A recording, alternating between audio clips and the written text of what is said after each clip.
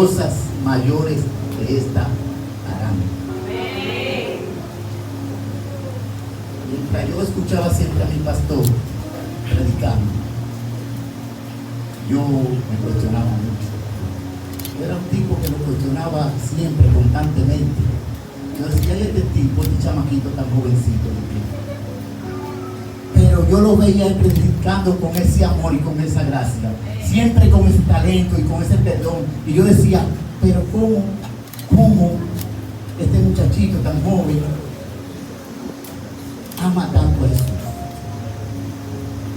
¿Cómo este muchachito con un aguijón que lo molesta constantemente, ama tanto a Jesús? Y yo me atreví a preguntarle a Jesús. Yo me atreví a tener un diálogo con Jesús.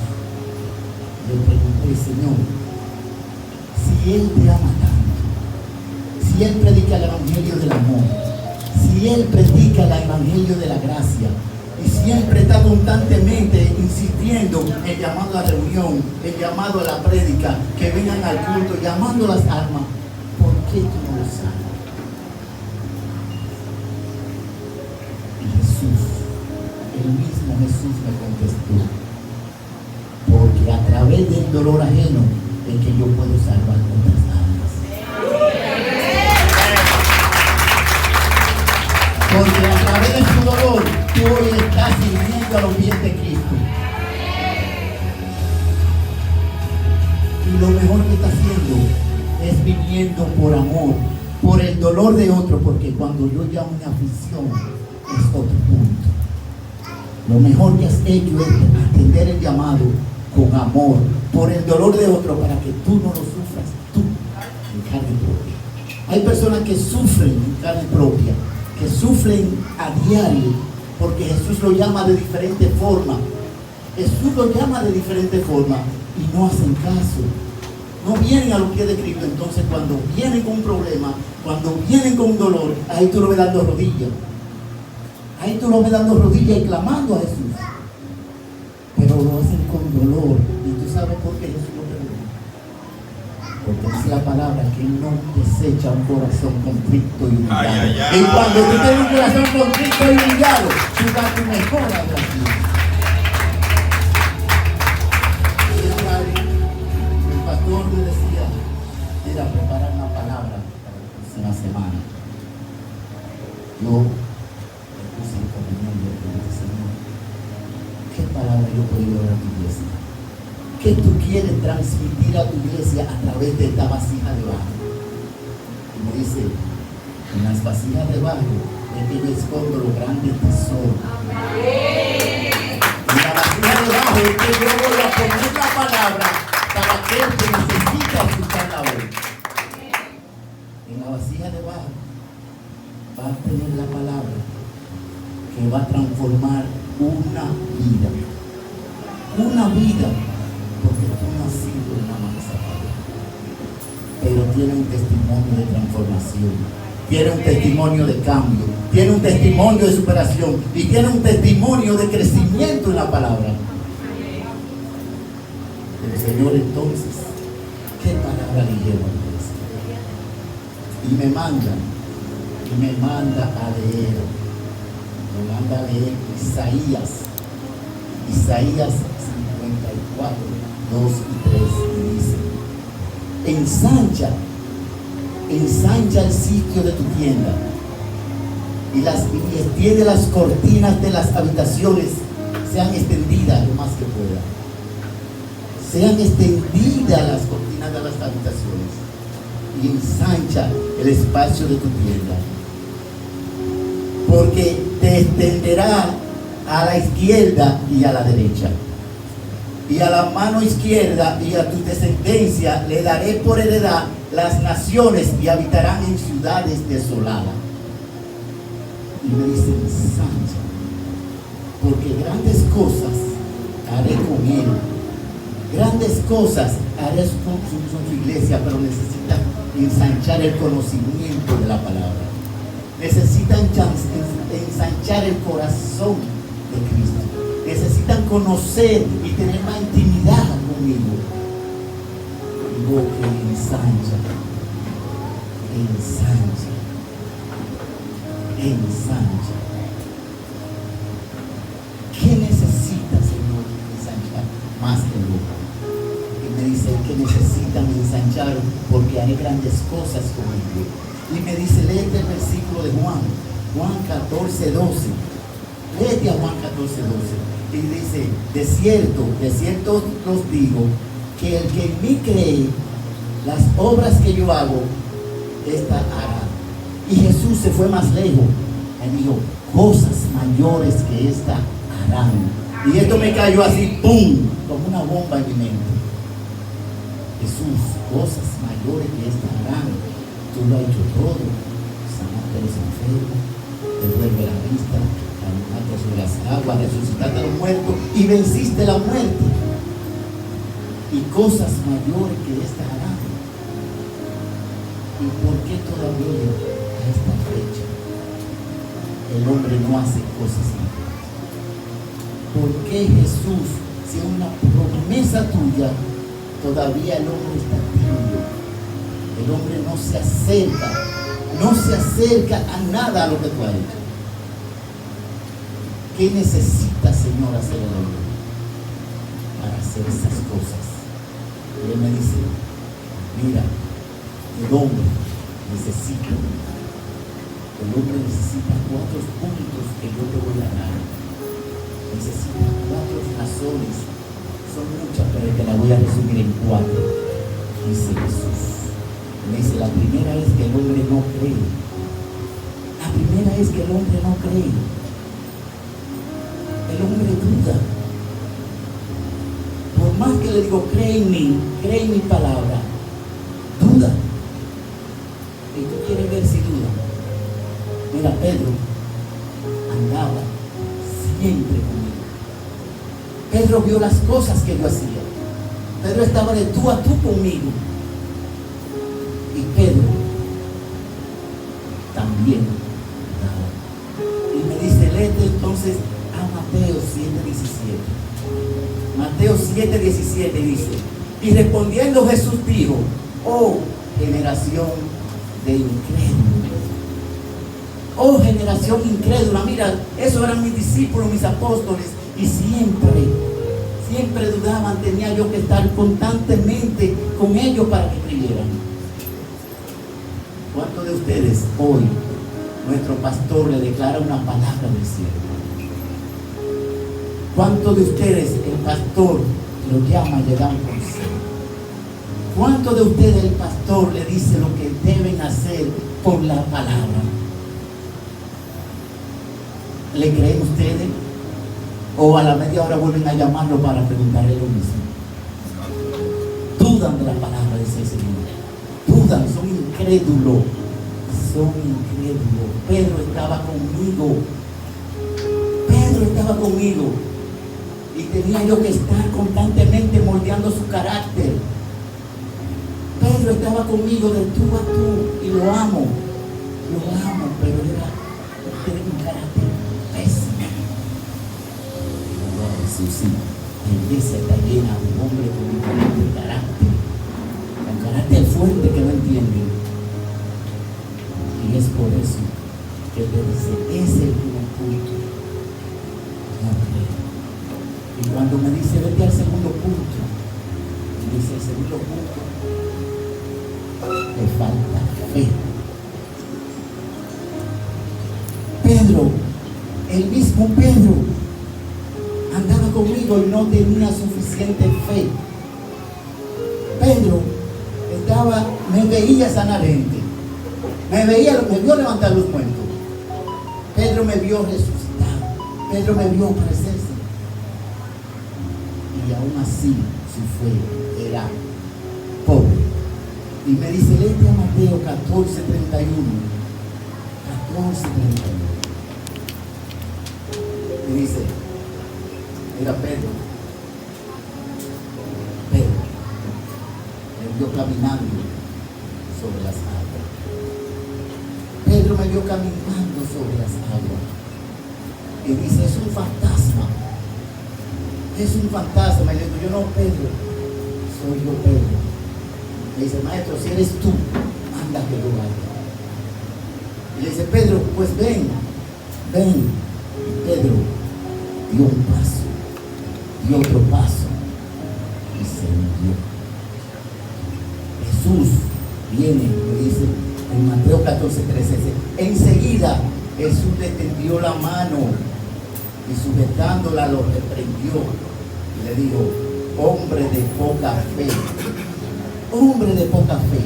¿por qué dudaste? Primero tú y después mengua tu fe. Pedro pasó toda su vida en las aguas. Pedro era pecador, vivía en las aguas, pero Pedro nunca se atrevió a caminar sobre ella. Pedro caminó sobre la palabra. A nosotros diariamente nos hablan de la palabra, nos dicen camina sobre la palabra, estudia la palabra. Sin embargo, nosotros dudamos. Sabemos que hay un Jesús que nos está llamando, sabemos que hay un Jesús que nos tiende la mano. Sin embargo, no tenemos esa fe suficiente para quedarnos agarrados de Él y mantener la mirada en Él. Pedro se hundió porque quitó la mirada de Él. Pedro quitó la mirada de Él y dice la palabra, puesto los ojos en Jesús, que es el autor y consumador de la fe. Puesto los ojos en Jesús. Mira, Pedro tuvo la oportunidad. Tuvo la oportunidad de correr sobre las aguas, pero desvió la mirada. Nosotros muchas veces ocurre un milagro en nuestras vidas. Nosotros las cosas se nos solucionan a veces, pero desde que hay una turbulencia, desde que hay un rumor, desde que hay una crítica, desde que hay una deuda, dudamos y quitamos la mirada de Jesús. Y ahí volvemos entonces a caer. Ahí volvemos a caer y mientras tenemos esa duda, mientras tenemos esa poca fe, vamos a estar rebalando, vamos a estar patinando siempre. Debemos fortalecer esa fe. Debemos fortalecer esa fe porque Jesús le dijo, Pedro, hombre de poca fe. Qué poca fe. ¿Cuántos Pedros hay aquí en Santa? ¿Cuántos Pedros Jesús le ha dado una oportunidad de vida? ¿Cuántos Pedros Jesús le ha moldeado el carácter? ¿Cuántos Pedros han caminado con Jesús y han visto las obras que Él hace? La han visto en el hermano, la han visto en un hijo, la han visto en la familia. Pero aún así quitan la mirada. Pedro, en las aguas, yo me imagino a Pedro sintiendo ese oleaje ahí abajo. Digo, no. Yo me imagino a Pedro, ese Pedro que está ahí sentado. Yo me imagino a ese Pedro que está ahí sentado, escuchando una crítica y poniéndose loco por una crítica, quitando la mirada de Jesús. Yo me imagino a ese Pedro cuando tiene un hijo rebelde. Yo me imagino a ese Pedro con un hijo rebelde. Cuando ese hijo hace algo indebido, ¿cómo lo corrige? ¿Lo corrige con el amor de Jesús? Como Jesús vino y le dijo, Pedro, ven, le tiende la mano, o lo manda a arrancarse por él, o lo manda para arrancar. ¿Te portas tú como ese Pedro o te portas tú como ese Jesús? Digo, wow, Señor, grandes son tus milagros, grandes son tus enseñanzas. Y me dice, ¿tú sabes por qué le pasa eso? Dudan, poca fe. Es porque no oran. No oran. El punto número 13 es porque no oran. No oran como debe ser. No oran. Y él me dice, mira, léete a Mateo 26, 38, 40. Y dice, mira, entonces Jesús les dijo, mi alma está muy triste hasta la muerte. Quedaos aquí y velad conmigo. Y yendo un poco, se adelantó, se postró sobre su rostro y orando diciendo, Padre mío, si es posible, pasa de mí esta copa, pero no sea como yo quiero, sino como tú. Vino luego a sus discípulos y los halló durmiendo. Y dijo a Pedro: ¿así que no habéis podido velar conmigo una hora? ¿No pudiste orar conmigo una hora? Sabiendo que mi alma está afligida, sabiendo que estoy en tormento. Y tú no puedes orar conmigo una hora. Una hora, Pedro, no puede orar conmigo. Nosotros somos llamados constantemente a orar. Somos constantemente a orar. Jesús le decía: ora,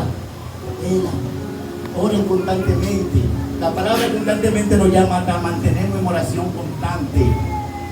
Porque dice la palabra que nuestras oraciones son las que abren las puertas de los cielos. Nuestras oraciones son las que mueven el corazón de Dios. Nuestras oraciones son las que dan la bendición, porque cuando se le entregan esas oraciones a Dios, Él las recibe en una copa y esas oraciones se vuelven tangibles y Él la mira y dice: wow, qué oración tan hermosa. Pero nosotros, cuando nos toca orar, no entra una mensaje de WhatsApp. Cuando nos toca orar, nos acordamos que debimos llamar a alguien. Cuando nos toca orar, ya estamos durmiendo y antes de terminar la oración, despertamos otra vez y decimos: ¿en qué parte de la oración yo quedé? ¿Acaso oré yo de verdad? ¿Acaso estás tú orando de verdad? ¿Acaso estás tú acompañando a Jesús? Le digo: vengan, espérenme aquí, ven conmigo. Cuando usted tiene un sufrimiento, usted llama a la congregación, llama al pastor: oren por mí. Y el pastor, yo sé que ora por usted. Soy testigo del fiel que lo ora. Constantemente vive orando por ustedes, por esos Pedros que se duermen de una hora. Pero ¿acaso oran ustedes por ustedes mismos? ¿Oran ustedes por ustedes mismos? Llaman al pastor para que ore y el pastor se desvela. El pastor hace servicio, ayuda, oración constante. Mas sin embargo, los que llaman paran. Tú lo ves en el teteo a la media hora. A la media hora están en el teteo y durmiendo muy placentero porque saben que hay un pastor que está orando. Pedro y los discípulos se durmieron porque sabían que había un Jesús orando por ellos. Sabían que Jesús estaba orando por ellos, por eso ellos dormían placenteramente. Pero Jesús llama siempre a la oración. Mira, la palabra dice en Josué 1:8: nunca se aparte de tu boca, que nunca se aparte de tu boca este libro de la ley. Medita en él de día y de noche. Medita constantemente, porque dice la palabra que de la abundancia del corazón habla la boca. Y cuando tú comienzas a llenarte de la palabra, cuando tú comienzas a leer la palabra, cuando tú comienzas a llenarte, tú vas a tener una nueva palabra para transmitir. Tú vas a tener nueva palabra para dar. Tú vas a tener la palabra clave que la persona está necesitando de ti. Tú vas a tener la palabra que conquista el corazón. Tú vas a tener esa palabra en tus manos. ¿Por qué? Porque tú vas transformando tu corazón. Tu corazón se va volviendo sensible a la palabra de Dios. Tu corazón se va volviendo humano, más humano. Se va volviendo un corazón de carne. Mira, cuando tú tienes un corazón de carne, Jesús habita en él.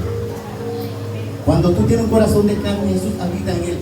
Y es por eso que Jesús muchas veces te dice: mira, mientras tú tengas una espinita por ahí, no creas que yo voy a visitarte.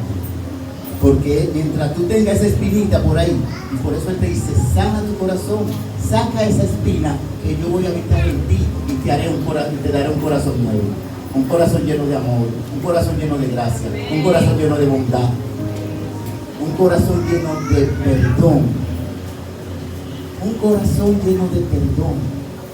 Y cuando tú tienes un corazón que es capaz de perdonar, tú también eres perdonado. Porque el perdón da más satisfacción a quien lo da. y al que lo recibe. Amén, así es. Wow, Jesús, tú eres Jesús. Cada día mi alma te anhela. Jesús, cada día me quiero llenar más de tu palabra. Jesús, cada día te pido que transforme mi corazón. Te pido que lo vacíe y haga un corazón nuevo. Te pido que lo moldee, Padre. Te pido que moldee tu corazón y que haga ese corazón conforme al corazón de Dios. Un corazón conforme al que tú usas. Pero Señor, ¿cuál es el cuarto punto? Y me dice, el cuarto punto, no saben pedir. No saben pedir. Dice Santiago 4:3. Y cuando piden, no reciben, porque piden con malas intenciones. Piden para satisfacer su propia carne. Piden para su propio deleite. Y es por eso que no reciben. Es por eso que no reciben, porque piden para vanagloriarse. No piden para servir al reino de Dios. No piden como deben pedir. Mira, una que no supo pedir fue la madre de Juan. La madre de Juan se le acercó y le dijo, Señor, quiero hacerte una petición. Y él le dijo, ok, ¿qué tú quieres pedir? Eso está en Mateo 21, 22. Y dice, ¿qué tú quieres pedir? Dice, que mis hijos, cuando usted tenga el reino, esté uno a la izquierda y uno a la derecha. Y Jesús le dijo, mala cosa ha pedido. Esa se guardó. Esa no supo pedir, porque al mismo Jesús le dijo, mala cosa ha pedido. Una que supo pedir. Una que supo pedir fue Ana. Ana, estéril. Ana, burlada por Penina. Ana, maltratada. Ana, burlada. En estos tiempos se le llama bullying, pero Ana fue pisoteada por la mujer que no daba luz, que no era muy maltratada, era vista como un desecho. Ana fue a pedir al altar. Ana vivió con el corazón. Ana se conectó tanto con el corazón de Dios. Ana se llenó tanto del Espíritu para hacer la petición, que el sacerdote Elí la vio y la llamó ella. Pero ella estaba embriagada del Espíritu, porque ella se conectó con el corazón de Dios y le dijo, Señor, el hijo que te estoy pidiendo no es para mí. El hijo que te estoy pidiendo es para ti. Lo daré, Padre, te lo daré a ti. Te lo daré, Padre, yo no quiero nada para mí. Y esa era una mujer íntegra.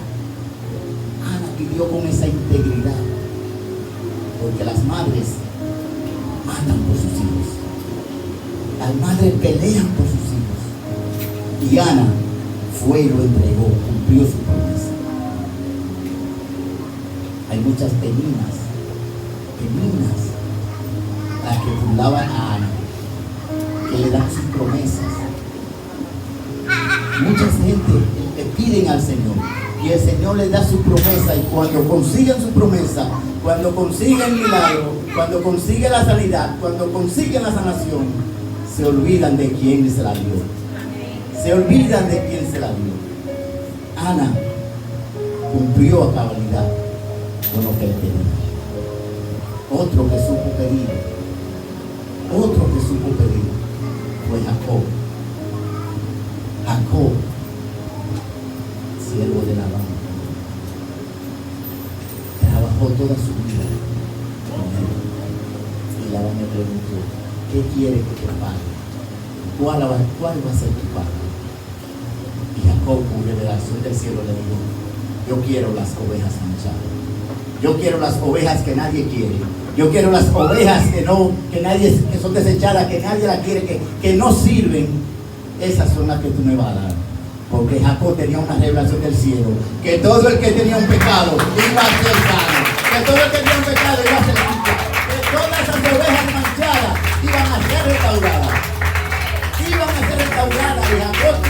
revelación.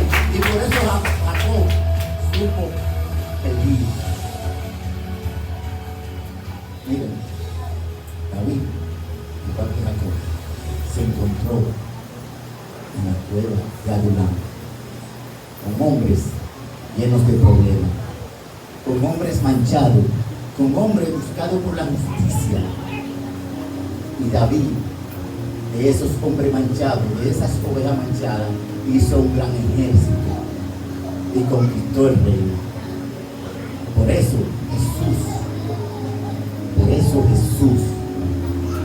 Jesús cuando vino a buscar las ovejas manchadas, vino a buscar la gente con problemas, vino a buscar los enfermos, vino a buscar todo lo que estaban viviendo, vino a buscar a todo el que es necesitado. Jesús vino a recogerlo, Jesús vino a buscarlo. Jesús vino, yo vine por mi iglesia, yo no vine a buscar justo, yo vine a buscar los pecadores. Por eso Jesús hoy te llama y te invita a que le abras tu corazón y te dice, búscame, que yo vine por ti, yo vine por mi iglesia. No importa la mancha que tenga, no importa el pecado que tenga, no importa lo que te agobie, yo soy el que te va a sanar. Yo con mi sangre ya pagué el precio de tus pecados. Bendiciones, iglesia. Bendiciones. Que el Señor le bendiga grandemente.